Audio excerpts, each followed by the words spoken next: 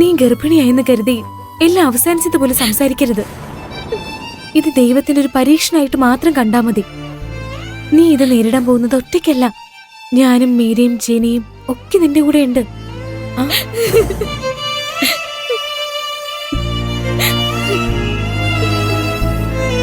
നീ വാ, നമുക്ക് റൂമിലേക്ക് പോവാം. വാ.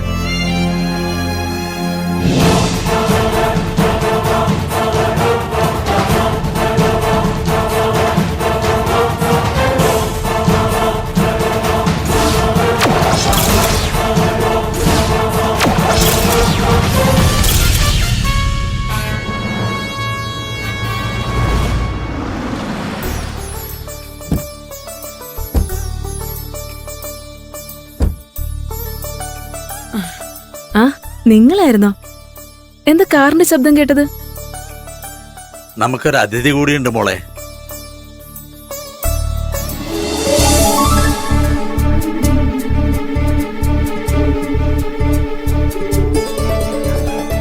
പോകുന്ന വഴിക്കാ പ്രദീപിനെ കണ്ടത്. ഞങ്ങൾക്ക് പോകാനുള്ള സ്ഥലങ്ങളിലൊക്കെ ഇവനാ കാറി കൊണ്ടുപോയത്. മോൻ വന്ന് വലിയ ഉപകാരമായി. ഇങ്ങനെയൊക്കെ സംസാരിച്ച് എന്നെ അന്യനാക്കല്ലേ അച്ഛാ. ആ, നോക്കി നിൽക്കാതെ പ്രദീപിന് എന്തെങ്കിലും കുടിക്കാൻ എടുക്കുക. അയ്യോ വേണ്ട വേണ്ട, എനിക്ക് പെട്ടെന്ന് തന്നെ ഇറങ്ങണം. ഇപ്പൊ തന്നെ ഒരുപാട് വൈകി. ഓ, ഇവിടം വരെ വന്നിട്ട് ഒന്നും കഴിക്കാതെ പോയാൽ എങ്ങനെ ശരിയാകും മോനെ? ആഗ്രഹം ഇല്ലാഞ്ഞിട്ടല്ലമ്മേ. ഈ വണ്ടിയെ എന്റെ ഒരു കൂട്ടുകാരന്റെയാ. വൈകിട്ട് തിരിച്ചേപ്പിക്കാന്നും പറഞ്ഞിരുന്നു. ഇനിയും വൈകിയാലേ അവൻ വിളി തുടങ്ങും. അതാ. എന്നാ ശരി മോനെ. ആ, വരട്ടെ അമ്മേ. ശരി മോനെ. അച്ഛനെയും അമ്മയും അന്വേഷിച്ചെന്ന് പറയണേ. ഇറങ്ങട്ടെ.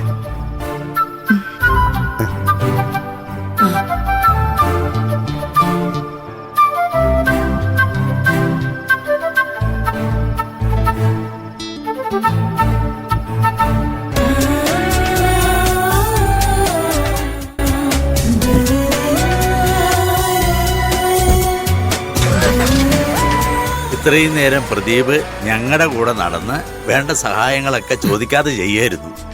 നീ ഭാഗ്യം ചെയ്ത കുട്ടിയാ മോളെ. അതുകൊണ്ടാ ഇങ്ങനൊരു പയ്യനെ നിനക്ക് ഭർത്താവായി കിട്ടാൻ പോകുന്നത്. നമ്മുടെ സ്വന്തം മകൻ നമ്മളെ ചതിച്ച് പെരുവഴിയിലെത്തിച്ചു. അവൻ കാരണം ജീവിതകാലം മുഴുവൻ ഞാൻ ഈ നാട്ടുകാരുടെ മുമ്പിൽ തല താഴ്ത്തി നടക്കേണ്ടി വരും. എന്റെ ഈ അവസ്ഥ കണ്ടിട്ടാവും ദൈവം എനിക്ക് പ്രദീപിനെ പോലൊരു മരുമകനെ തന്നത്. എത്രയൊക്കെ പറഞ്ഞാലും സ്വന്തം മകനെ പോലാവോ പ്രദീപേട്ടൻ?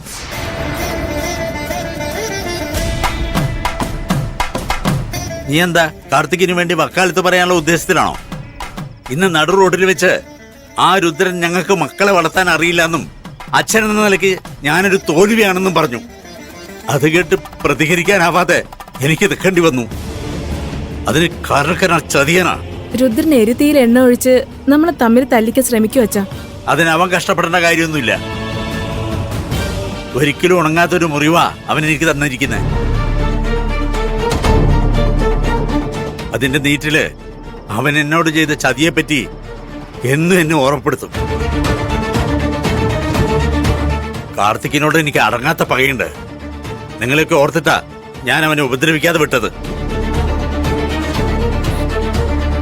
നിനക്കവനെ കല്യാണത്തിന് ക്ഷണിക്കണമെന്നുണ്ടോ? ഉണ്ടെങ്കിൽ ആയിക്കോ, കല്യാണം നിന്റെയല്ലേ. പക്ഷേ നീ എങ്ങനെ ചെയ്താ പിന്നെ ഞാൻ മരിച്ചാ പോലും നീ എന്നെ കാണാൻ വന്നു പോരുത്. അച്ഛാ, നമ്മുടെ കുടുംബത്തെ ചതിച്ച ഒരുത്തനെ ഞാൻ ഈ വീട്ടിൽ നിന്നും എന്റെ മനസ്സിൽ നിന്നും പുറത്താക്കിയതാ. നിങ്ങൾ അവനോട് ക്ഷമിച്ച എന്നെ തോൽപ്പിക്കാൻ തീരുമാനിച്ചതിന് തുല്യ. അല്ലെങ്കിൽ ഞാൻ എന്റെ മകന്റെ മുമ്പിൽ തോറ്റുപോയി.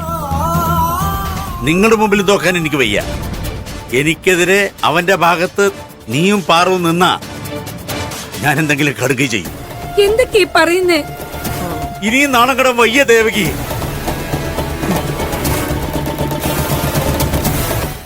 നിനക്ക് സമാധാനമായല്ലോ. ഇനി മേലിൽ ആ ചതിന്റെ പേര് ഈ വീട്ടിൽ പറഞ്ഞു പോകരുത്, കേട്ടല്ലോ?